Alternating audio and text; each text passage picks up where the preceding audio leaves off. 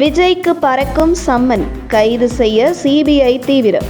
கரூர் விவகாரத்தில் யாருமே எதிர்பாராத ட்விஸ்ட்.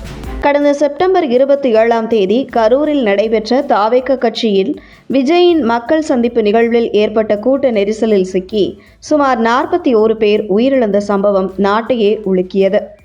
இந்த துயர சம்பவத்திற்கு காரணம் விஜய் மற்றும் தாவேக தான் என ஒரு தரப்பினர் பரபரப்பு குற்றச்சாட்டுகளை வைத்தனர். 41 பேர் உயிரிழந்தது தொடர்பாக விஜய் கைது செய்யப்பட வேண்டும் என ஒரு தரப்பினர் கருத்துக்களை பதிவு செய்தனர். ஆனால் தாவேக மற்றும் எதிர்க்கட்சிகள் ஆளும் திமுக அரசு மீது கரூர் சம்பவத்திற்கு எதிராக குற்றச்சாட்டுகளை வைத்து வந்தனர். இதனைத் தொடர்ந்து திமுக அரசு இந்த விவகாரம் குறித்து விசாரணை நடத்த சிறப்பு புலனாய்வு குழுவை அமைத்தது. ஆனால் இந்த விவகாரத்தை சிபிஐ விசாரிக்க வேண்டும் என தாவேக உட்பட எதிர்க்கட்சிகள் உச்சநீதிமன்றத்தை நாடியது. இந்த நிலையில் மாநில அரசின் சிறப்பு புலனாய்வு குழு விசாரணையில் திருப்தியடையாத உச்சநீதிமன்றம் கரூர் வழக்கின் விசாரணையை சிபிஐக்கு மாற்றியது. இதனைத் தொடர்ந்து கரூரில் முகாமிட்டு சிபிஐ இந்த விவகாரம் குறித்து விசாரணை நடத்தி வருகிறது.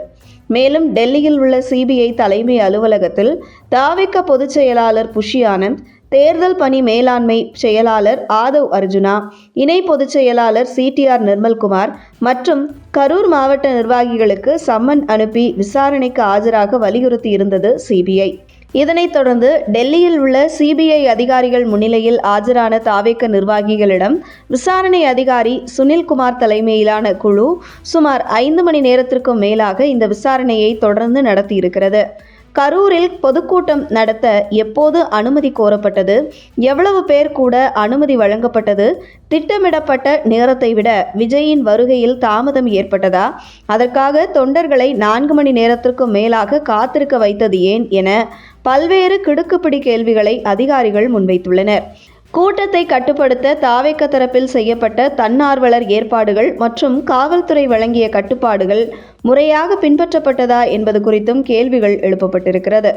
மேலும் கரூர் மாவட்ட ஆட்சியர் தங்கவேல், தமிழ்நாடு காவல்துறை சார்பாக SP ஜோஸ் தங்கையா, ADSP ஆகியோர் ஆஜராகி உள்ளனர். இவர்களிடம் தனித்தனியாக சிபிஐ அதிகாரிகள் விசாரணை மேற்கொண்டனர். அப்போது அடுக்கடுக்காக பல்வேறு முக்கிய கேள்விகளை சிபிஐ அதிகாரிகள் எழுப்பியிருந்தனர். இந்த விசாரணை சுமார் 9 மணி நேரம் நடைபெற்றிருக்கிறது. மேலும் குழந்தைகளும் கர்ப்பிணி பெண்களும் கூட்டத்தில் அனுமதிக்கப்பட்டிருந்தது குறித்து தாவேக நிர்வாகிகளிடம் கேள்வி எழுப்பப்பட்டது. விசாரணையின் இறுதியில் பெறப்படும் வாக்குமூலங்கள் ஏற்கனவே கரூரில் சிபிஐ அதிகாரிகள் சேகரித்த சாட்சியங்களுடன் ஒப்பிடப்பட்டு அடுத்த கட்ட நடவடிக்கைகள் எடுப்பதற்கு தீவிரம் காட்டி வருகிறது சிபிஐ. இந்த நிலையில் விஜயை விசாரணை வளையத்திற்குள் கொண்டு வருவதற்கான வேளையில் சிபிஐ இறங்கியுள்ளதாக தகவல் வெளியாகியுள்ளது. அந்த வகையில் விரைவில் விஜய்க்கு சம்மன் அனுப்பி டெல்லிக்கு வரவழைத்து சிபிஐ விசாரணையை மேற்கொள்ள இருப்பதாக கூறப்படுகிறது.